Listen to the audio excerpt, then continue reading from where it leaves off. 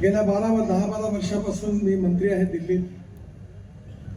त्यामुळे अनेक वेळा संस्थेच्या बाबतीत चर्चा करण्याची संधी दोघांच्या बरोबर मला मिळाली. मधल्या काळामध्ये हा एवढा मोठा डोलारा उभा झाला असताना अनेक अडचणींचा सामना करावा लागत होता. एक गोष्ट खरी आहे की एखादी संस्था वाढवण्याकरता, त्याचं नाव निर्माण करण्याकरता अनेक वर्ष लागतात, पण ती कोसळायला मात्र फक्त काही दिवस लागतात. आणि त्यामुळे स्वाभाविकपणे भैयासाहेबांनी आणि दिलीपजींनी या काळामध्ये मेडिकल कॉलेज असेल, शिक्षण संस्था असेल, त्याच्या गुणात्मक समर्थपणे सांभाळलं.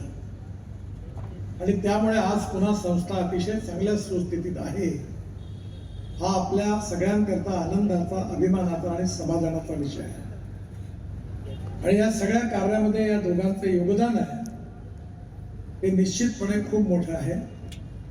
आणि त्यामुळे आपण सगळेजण या बाबतीत त्यांच्याबद्दल त्यांना धन्यवाद देणं, त्यांचं अभिनंदन करणं, ज्याला संस्थेबद्दल आस्था आहे, पंजाबरावांबद्दल आस्था आहे, त्यांच्या उद्दिष्टाबद्दल आस्था आहे, त्यांनी सगळ्यांनी स्वाभाविकपणे त्यांचं अभिनंदन करणं अतिशय स्वाभाविक आहे. एक गोष्ट अजून महत्वाची आहे ती मला विशेष रूपाने आवडली की भैयासाहेब, राजकारणात तुमच्यासारखे माणसं फार कमी आहेत. कारण राजकारणातले 90% खेळाडू वाटच पाहतात कोणत्या पार्टीचं सरकार होते आणि कोण मंत्री बनतात. त्यांचे झेंडे दंडे हार तयारच राहतात. त्यांनी पक्ष का सोडला हे त्यांनाही कळत नाही. ज्या पक्षात गेलं त्यांनाही उमजत. कधी चांगले दिवस असतात, कधी वाईट दिवस असतात, कधी आनंद असतं, कधी दुःख असतं, कधी. पण युद्धभूमी सोडून जेव्हा पळून जातो तेव्हा तो समाप्त होतो. त्यामुळे जीवन मिळालं तोपर्यंत उद्दिष्ट पूर्ण करण्याकरता लढत राहायला पाहिजे, चालत राहायला पाहिजे. आणि हे जे चालण्याचा मंत्र तुम्ही सांगितला चांगला आहे. खरं म्हणजे मला कधीच कळत नाही की शिक्षण संस्थेच्या निवडणुका का होतात आणि का लोक राजकारण शिक्षण क्षेत्राशी जोडतात. खरं म्हणजे जे चांगलं काम करतात त्यांच्या मागे जनते उभं राहिलं पाहिजे, तर शैक्षणिक संस्थेचा विकास होईल. नाही केलं तर त्यांना बदलवलं पाहिजे.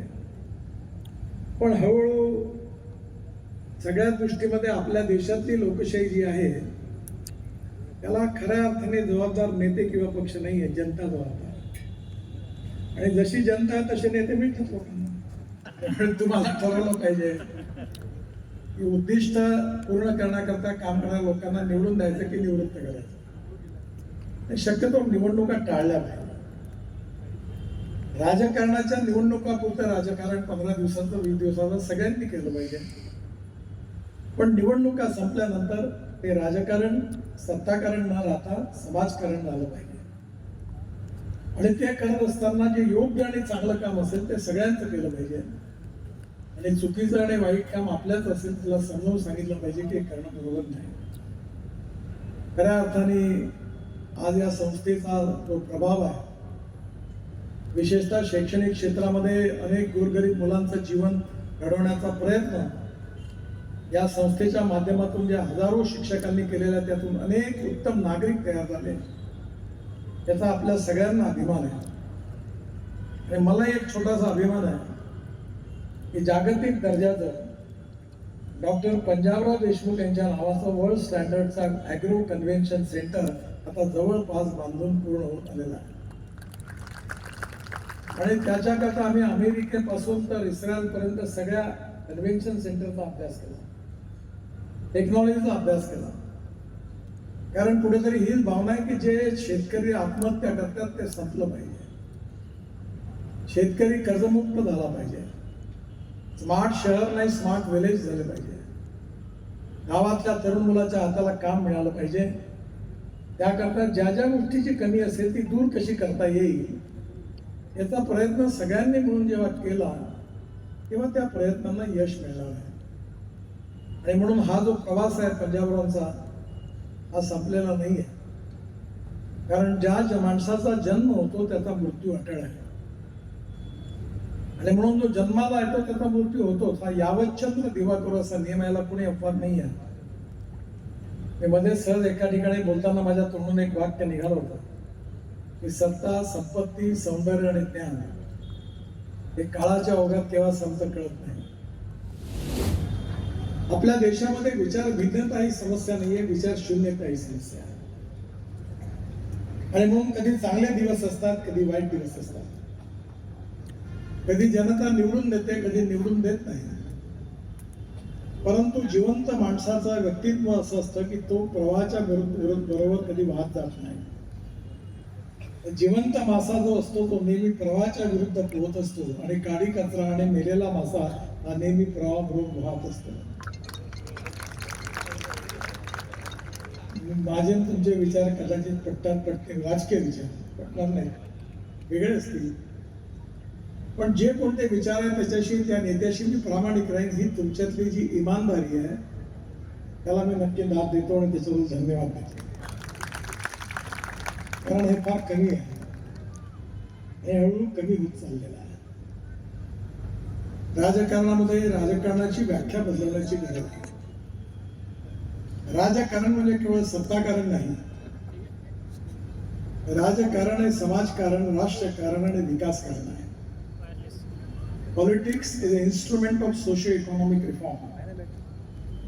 आणि हा विचार स्वर्गीय पंजाबराव देशमुख यांच्या मनामध्ये होता आणि म्हणून त्यांनी शिक्षणाचा ध्यास घेतला. शेतकऱ्यांच्या समस्या होत्या, शेती क्षेत्राबद्दल, कृषी क्षेत्राबद्दल आत्मीयता ठेवून ते चित्र बदलवण्याचा आपल्या आयुष्यात प्रामाणिकपणे प्रयत्न केला. हे कठीण काम आहे, कारण येणाऱ्या काळामध्ये समाजातल्या तळागाळातल्या माणसाचा जीवन बदलवणं हे सोपी काम नाही. तुमच्या परिवारामध्ये एक ज्येष्ठ विचारक होते, दत्तोपंत ठेंगडी. ते नेहमी असं म्हणायचे की every politician thinks about his next election and every socio-economic reformer thinks from century to century. ज्याला समाजाचा, देशाचा विचार करायचा असतो त्याचा प्लॅन 100 वर्षाचा असतो. आणि ज्याला पुढची निवडणूक जिंकायची असते त्याचा विचार स्वाभाविकपणे आम्ही राजकारणात आहोत, आता मागावेच लागतात आणि निवडून यावंच लागतं. पण माझा अनुभव थोडासा चांगला आला. मी ठरवलं की माझ्या विचाराशी मी कॉम्प्रोमाइज नाही करणार. मला जे पटलं तेच मी करेन.